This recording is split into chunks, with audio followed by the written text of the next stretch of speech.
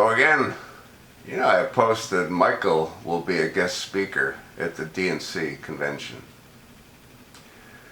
At the time that this comment was posted, it had 122 views, 17 thumbs up, and 4 thumbs down. This one viewer wrote, "Last night, Michael, I caught the tail end of the speech. Quote, I wake up every morning in a house that was built by slaves, unquote. That's all I could handle." Well, we've heard that before, and again, I really wish that the African American people would sort of clue in. I've posted numerous videos, and I've talked about who enslaved them. It was one of their own. I talked about in the late 1800s, I think 3,200 black African Americans owned over 12,500 slaves. Johnson being one of the first slave owners who himself was a slave that earned his freedom. They really need to stop barking at this tree because it's the wrong tree they're barking at.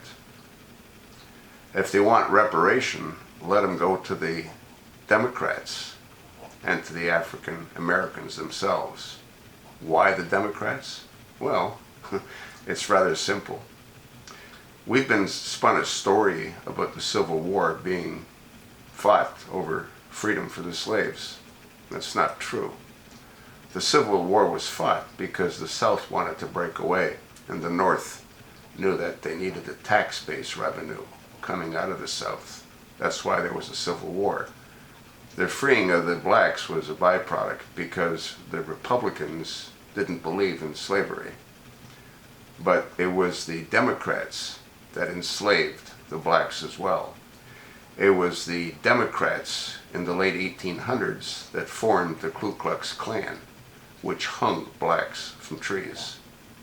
It was the Democrats that brought about and implemented the Jim Crow laws, which was, I guess, through a Supreme Court decision, ended in 1967. Prior to 1967, blacks could not marry whites.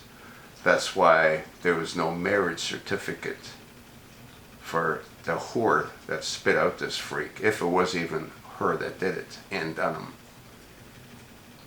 There is a divorce decree to make it look good, just like there's a phony birth certificate to make it look good, a phony military registration card, and a phony social security card. What the hell's wrong with our Congress to allow this insanity to continue? In either case, it is what it is. There is no Michelle Obama. There's no First Lady. There's a first transgender. You sort of know what I think. And the blacks need to effing wake the F up. Get it? Good.